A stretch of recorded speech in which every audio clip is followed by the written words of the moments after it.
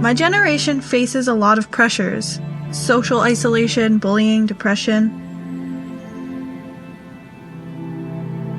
I think people should fight to find what makes them happy, regardless of what other people think. I never fit into society's box. I always liked to do what I wanted to do and what I was passionate about. I think I've found my purpose. I don't know if everybody has one, but this is definitely mine. I can't imagine doing anything else. This is what I love. My name is Paige Knowles. I'm a plumber and a skilled trades advocate.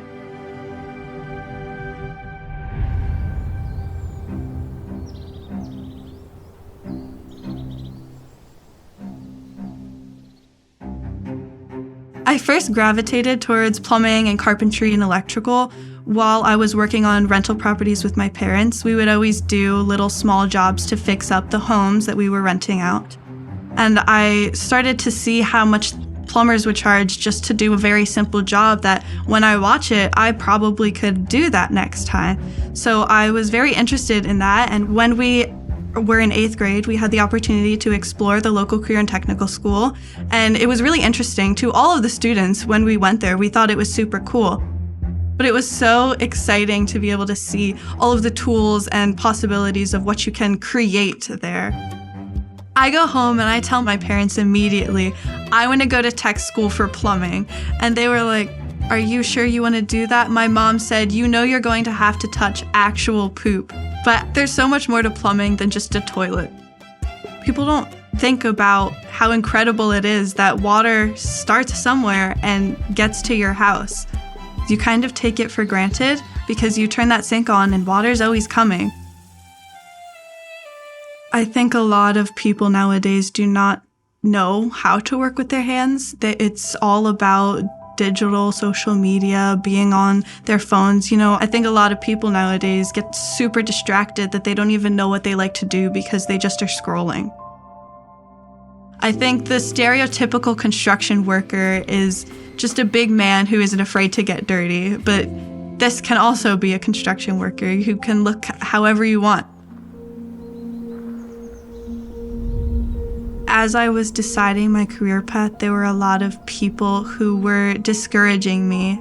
There was a lot of negativity from guidance counselors and teachers being like, why is that what you want to do? You're so smart, you should go to college. All of the friends that I got along with most were the smart ones who said that you shouldn't be going to tech school, and I lost touch with all of my friends from middle school. When I went back to my home school, it felt like everybody was embarrassed to be around me or be associated with me.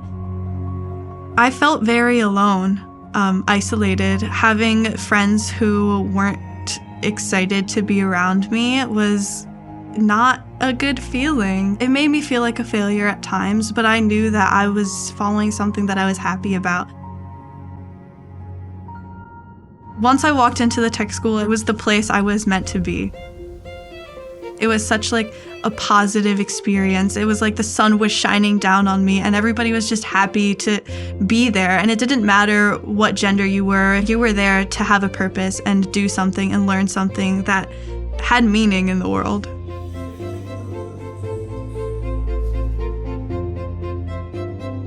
The coolest thing about plumbing, in my opinion, is walking into a customer's house. They're really surprised that I'm a female knowing how to fix something that they don't know how to fix, especially when I walk into men's houses. They're surprised and a little bit offended. Who's this little girl who's gonna do something better than I can? But I think it's the most rewarding part about being in the skilled trades in general is that you are creating something, you are making something work that people will use every single day. I like to say that I'm like the superhero. When I go into someone's house, they need something fixed and I get to be the person who fixes it for them.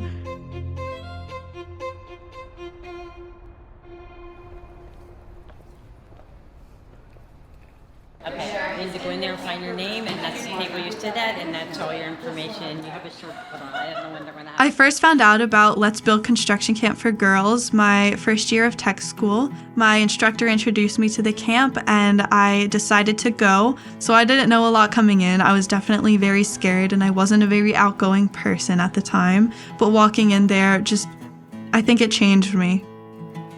All of us had very little skill level, and by the end of day one, we had 5 L-shaped walls built. It's so rewarding to be able to see at the end of the day. We came in here knowing nothing, and now there's walls built.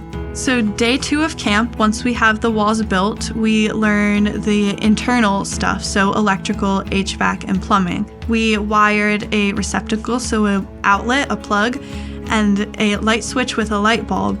And nobody kind of expected this to be as rewarding as it was, but it was so exciting to be able to flip that switch and see light. It was a light bulb moment. We were all ecstatic. We were so happy. My transition from being a camper to an instructor at camp was because I did camp for 4 years and I had a lot of skills that the new campers didn't necessarily have, so I was able to help them. It's empowering in a different way now to be part of the camp, teaching these girls and empowering them and inspiring them. When COVID hit and I had to rethink life, I realized that there are not enough trades advocates and people encouraging the youth to get into the skilled trades. That I wanted to be an inspiration to girls getting into construction because there weren't that many people doing it for me. People should really get into the skilled trades because it's always going to be in demand and there's not enough people who know how to do it.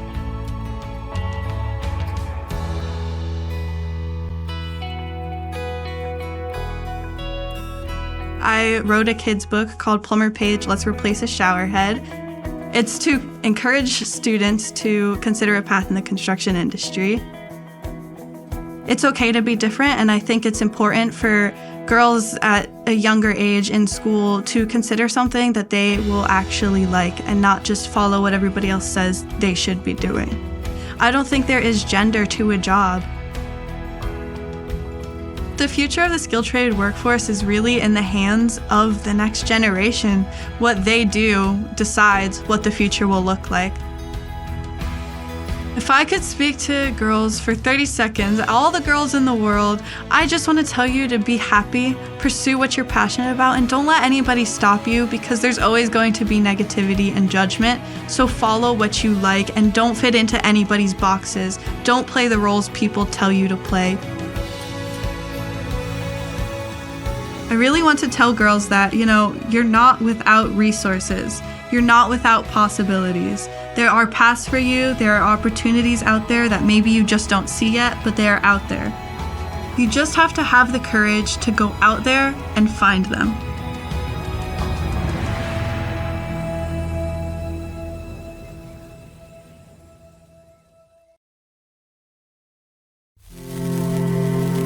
As human beings, we're all creators. You create things every day. I've always had a passion for building things and then just a willingness to learn. I think every day I go to work kind of with the mindset that I'm going to learn something new, even if I don't. I've come from a place where, it's different than where I am now. But as long as I keep growing and I keep learning, I can do anything. My name's Cedric Smith and I'm a welder.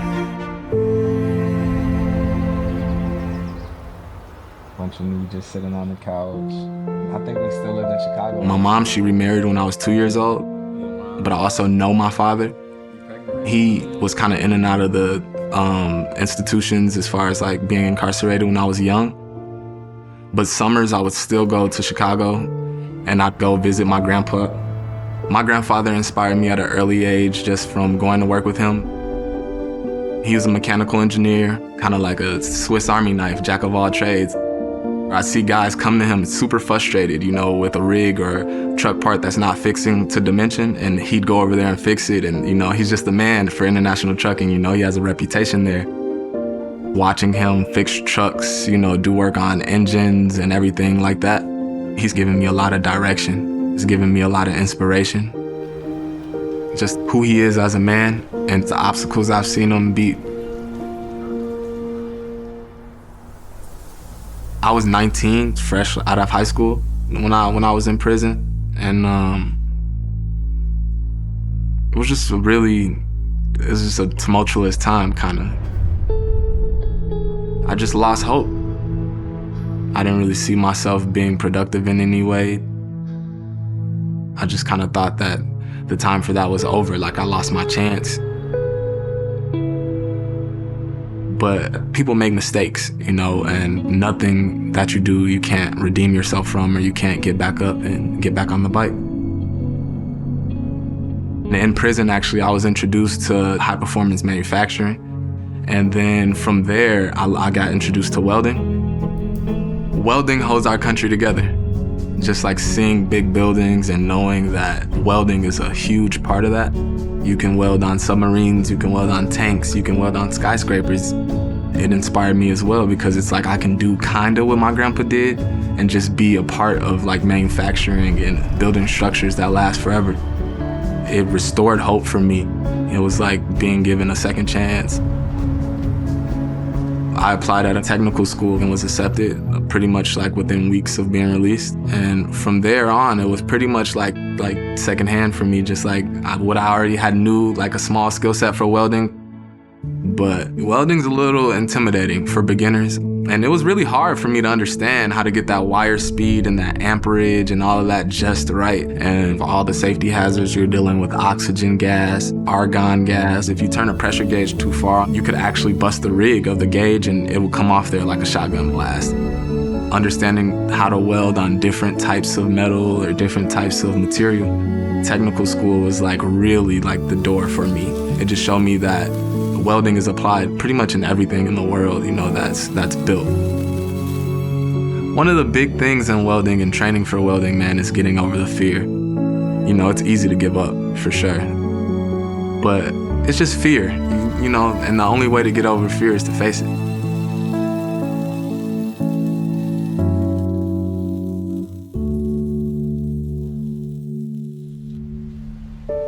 My biggest hope for the future is that I continue to grow in this field, to be a better welder, to actually acquire the skills to become a master welder and a journeyman.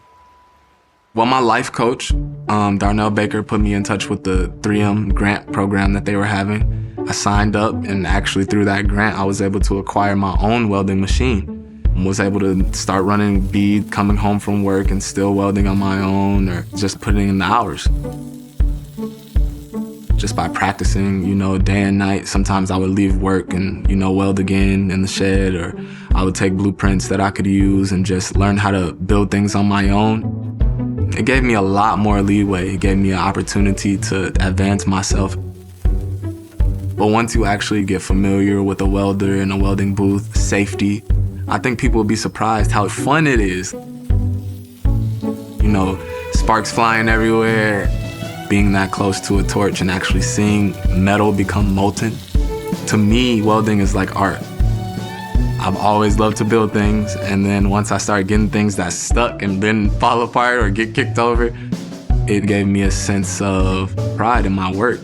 It showed me that welding is a skill that it varies in form, but there's a lot of different ways you can apply it. It's just like forming something from nothing, and if that's not art, what is? Oh, hold on. You eat it? She didn't even wait. Outside of the technical stuff, welding has taught me patience, and it's taught me diligence, that I have no limit. I can learn whatever I want to learn. You know, whatever I apply myself to, I can be great at. Wow, good job. In my mind, a second chance worker is someone who's reinvented themselves.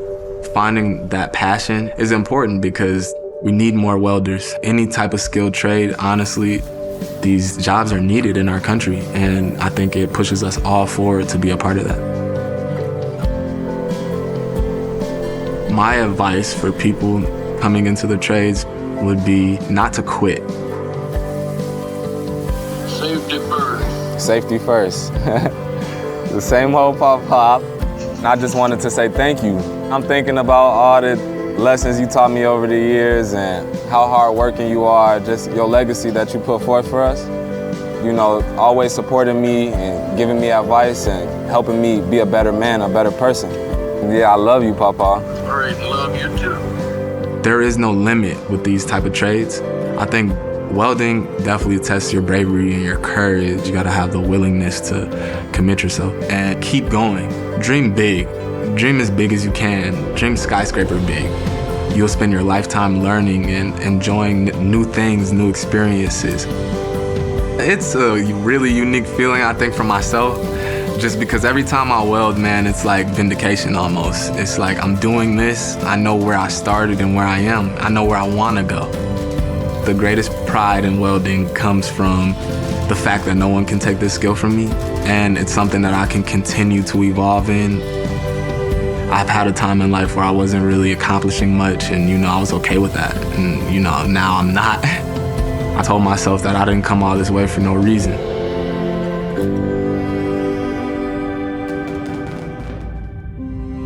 I kind of want to continue to grow, and I think welding is like my key to the world.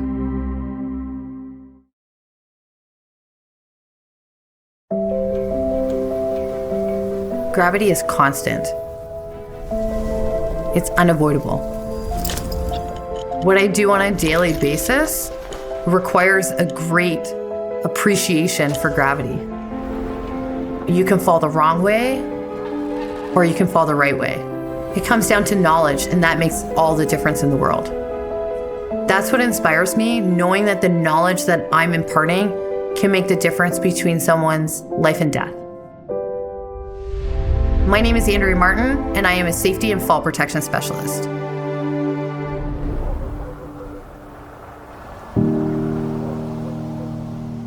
So I was 21 years old when I got pregnant. I was 22 when I had my kid, and all my friends were off to university and college, and I was raising a kid. I raised a kid my entire 20s. Then I was waitressing and bartending, and I loved it. But when I got pregnant and after I had my kid, I realized I can't sustainably live like this. I needed to change. I had to get out of the restaurant business altogether. I was going down the street and I saw this glove manufacturing factory, and I saw that they were hiring, and I decided to apply and hand in my resume. So I started at the glove manufacturing company, and within 3 weeks, they gave me a promotion. They said, "You're gonna try your hand at sales," and I did. I realized that I was really good at what I was doing, and I had built great customers. So I actually was scouted by a customer of mine, and he pulled me aside and said, "We want you to come work for us, and this is what we're looking to offer you." I was like, "Okay, well, let me think about it." And I went to my car and I looked at it, and it was double what I was making at my previous job. And I screamed, I shouted, I was so excited, like somebody felt that I was worthy.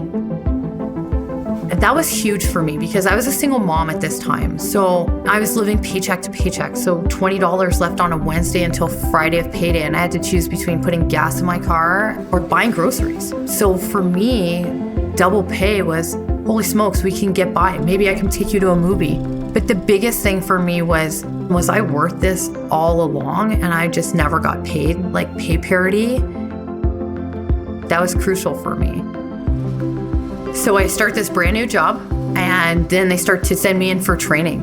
All these different types of manufacturers were coming in to teach me about their products. Then they put me through fall protection training. And that's when I was like, oh my God, this is amazing. I found my passion. This is what I was meant to be doing with my life. I am the fall girl.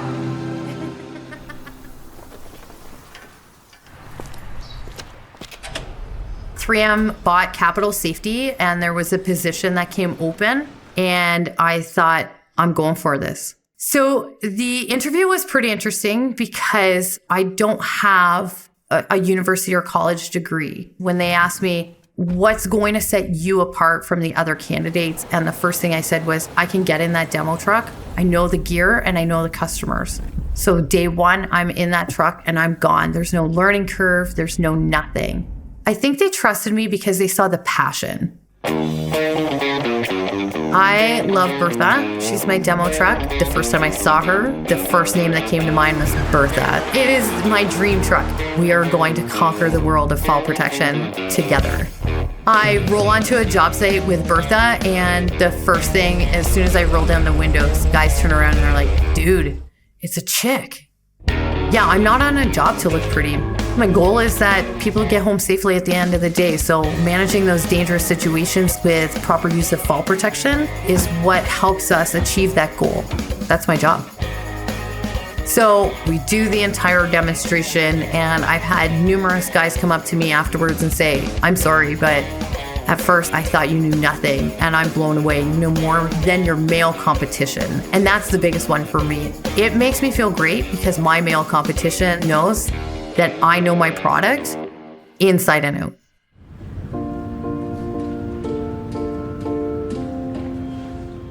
Workplaces have become more dangerous because we're trying to increase production without necessarily increasing safety.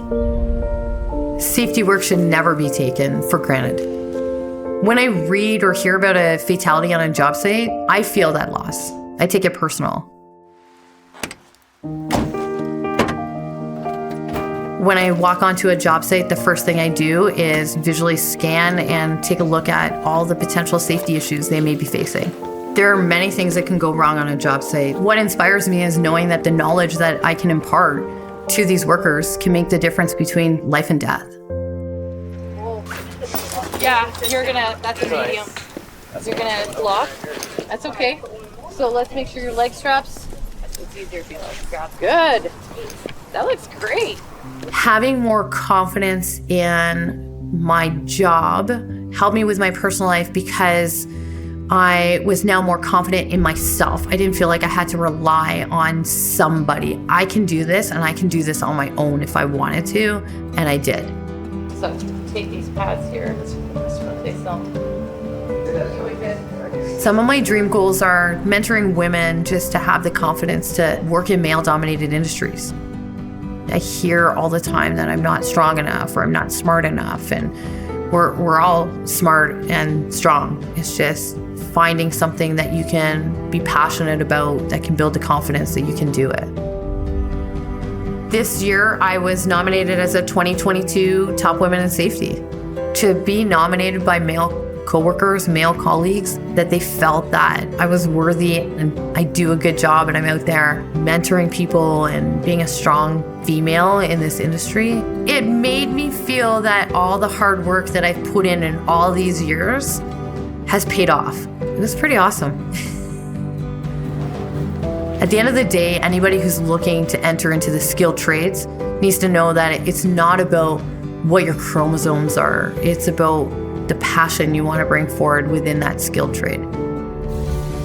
Our future, manufacturing, construction, you name it, depends on a very strong skilled workforce. And that's why skilled trades needs to be diverse. Trade school is not a fallback, it's an absolute opportunity. So what I'd say to the next generation of people in skilled trades is, don't let anybody stop you. At the end of the day, I just wanted my kid to see that you can be anything you want. It doesn't matter.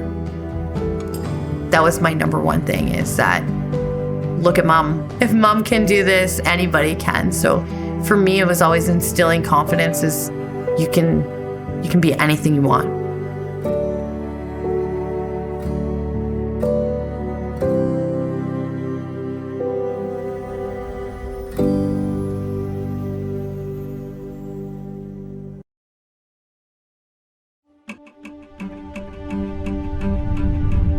Siempre me han preguntado si hay algún proyecto en especial.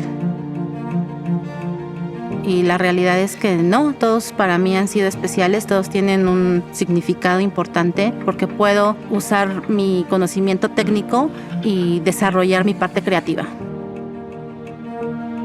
En este trabajo es muy importante saber las herramientas que tienes, conocer las luminarias para saber qué tipo de atmósfera quieres crear.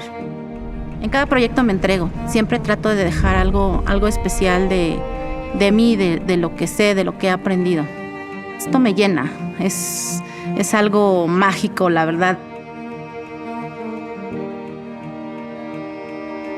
Mi nombre es Ana Berta Martínez Sánchez y soy gaffer.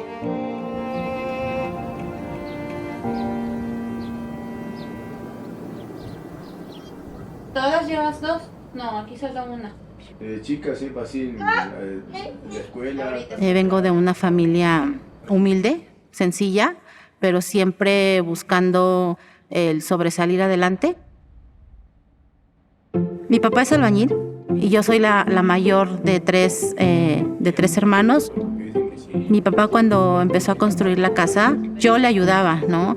A arrimarle tabiques, a hacer mezcla. Pero a mí lo que me gustaba es que mi papá nunca me decía, no, eso es trabajo de hombres o eso tú no lo puedes hacer. Al contrario, mi papá siempre me dio la libertad y el apoyo. Creo que desde ahí traigo, digamos que ese espíritu, ¿no? De lucha, de salir adelante, de no rajarme.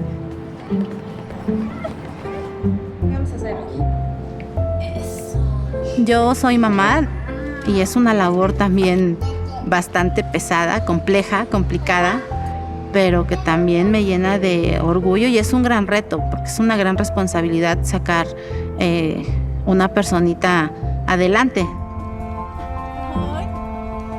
Yo llegué a este medio, puedo decir que por casualidad.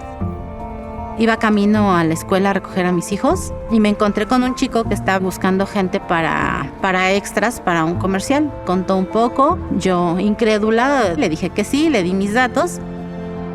Me llamó, me dijo hay un proyecto, ¿te gustaría participar? Yo le dije que sí.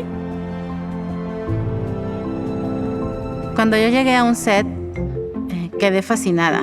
Yo dije, wow, ¿qué es esto? No tenía ni idea de lo que pasaba atrás de una cámara. Pues esta misma persona me contactó, me dijo que había un trabajo, pero que no era de extra. Y le dije, bueno, pues ¿de qué se trata? Y me dijo, pues hay que limpiar locaciones. Entonces le dije que sí, y estuve como 1 año y medio trabajando, haciendo limpieza de locaciones en los sets, recogiendo basura, todo, ya sabes, ¿no? Aparte de enamorarme de todas las luces, el ver a la gente que subía, bajaba, cargaba equipo, llevaban cosas de aquí para allá, pues también me hizo recordar parte de mi infancia, ¿no? De cómo andaba yo con mi papá, con los tabiques, haciendo revoltura. Cuando terminaba más bien de mi limpieza o no tenía nada que hacer, me acercaba con los chicos del staff, les arrimaba los fierros, sandbags. Cómo moldeaban la luz, decía, wow, yo quiero hacer esto es magia. Me acerqué al gaffer y le dije tal cual, oiga, yo quiero ser parte de su equipo, tiene una oportunidad que me dé, porque pues veía que la mayoría, más bien todos eran varones, ¿no? No había una sola mujer ahí. Me volteó a ver y me dijo, sí.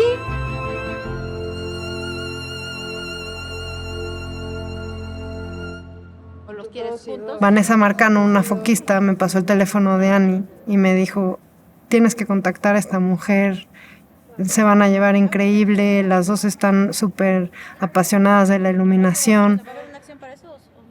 Me llamo Sofía Stiglitz y soy directora de fotografía y gaffer para cine y televisión.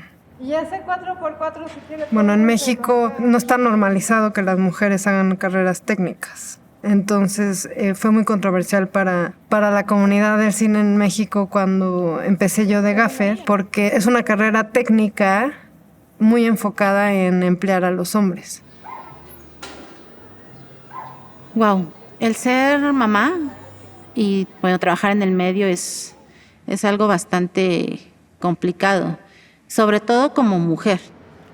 Te enfrentas a muchos retos, ¿no? ¿Quién cuida a tus hijos? Tienes que ir a juntas, ir a scouting, dejarles de comer a los niños. ¿El timer de 12? Es complicado que tu propio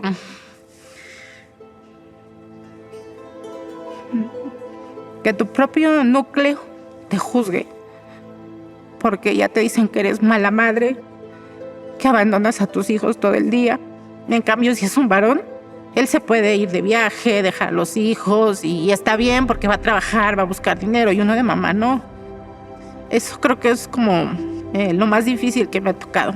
Pues, poco a poco lo van entendiendo, van viendo y se van dando cuenta, ¿no? Pero en el momento es difícil. Ahora tú. Eso. Pues afortunadamente he encontrado a las personas que me han apoyado durante este camino. ¿Centuries totales cuántos traes? Cuando yo entré a este grupo, estuve alrededor de 3 años y medio trabajando con ellos. Y estaba muy contenta, me encantaba lo que hacía. Sin embargo, me sentía como estancada, ¿no? Yo quería más, quería ir más allá. Pues un día me llamó un gaffer, se llama Carlos Sánchez. Es un gaffer importante en la industria, con mucha experiencia. Me llamó para invitarme a un proyecto. Yo le dije que sí. Ya después me contó un poco más. Me dijo, es que viene con la producción de Spectre, James Bond. Y yo dije, wow, sí quiero, ¿no? Pues me dio la oportunidad, me invitó a su grupo de eléctricos. Pues fue de mis experiencias más significativas. Fue una producción enorme. Y a partir de ahí como que me dio más confianza y más seguridad en mí, en mi persona y para desarrollar mi trabajo. Cuando Ani y yo hicimos equipo, fue una química instantánea, fluyó. Empezamos a hablarle a todas las mujeres que sabíamos que estaban en iluminación y tramoya. Contacté a Ani contactó a Marilú, empezamos el grupo, fuimos a nuestro primer trabajo y al verlas a todas trabajando, subiendo las luces, moviendo fierros, moviendo equipo pesado, me cayó un 20 de que estas mujeres son guerreras, son las amazonas eléctricas.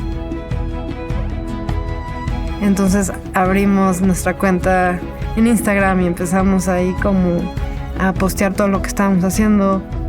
Cuando hicimos el grupo no vimos la magnitud, pero bueno, creo que fuimos un gran movimiento, ¿no? Entonces nos empezaron a llegar propuestas de trabajo, seguidores, las redes sociales también explotaron. Nos han contactado mujeres de todo el mundo, de Nueva York o de Los Ángeles, que vienen a la Ciudad de México y quieren trabajar con nosotras. Tenemos también conexiones en Brasil, en España, y se ha hecho como un network de mujeres internacionales. Creo que somos nosotras ahora como Amazonas Eléctricas, somos parte importante de esos cambios que está sucediendo dentro de la industria, ¿no? Al ser el primer grupo conformado por mujeres técnicas. Y pues los cambios se ven, ¿no? Y hay como más adaptación, más aceptación. Ya no es raro ver a una mujer dentro de un set. Y bueno, y nos volvimos una plataforma para mujeres que querían meterse al área de iluminación y tramoya, pero no encontraban dónde aprender. Pues regreso a las enseñanzas de mi papá, ¿no? Mantener la humildad siempre te va a ser sencillo y humilde y agradecido. Te va a abrir las puertas a donde quiera que vayas.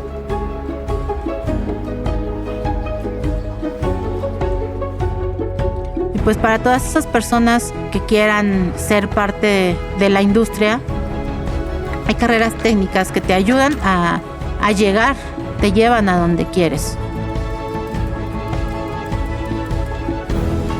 Mi esperanza para las mujeres en el cine de México es que nos sintamos seguras y con la libertad de ser creativas o de ser técnicas en lo que queramos, porque somos capaces de todo.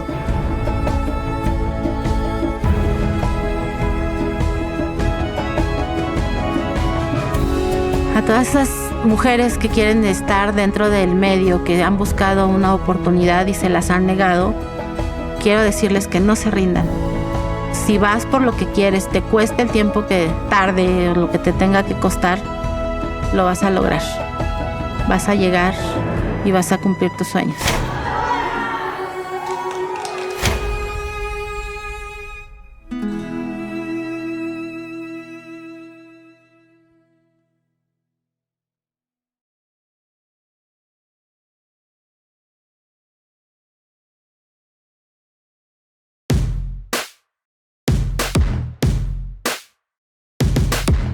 Every day starts the same, get my shoes on and I go. You can't tell me no, Against the grain I go. It takes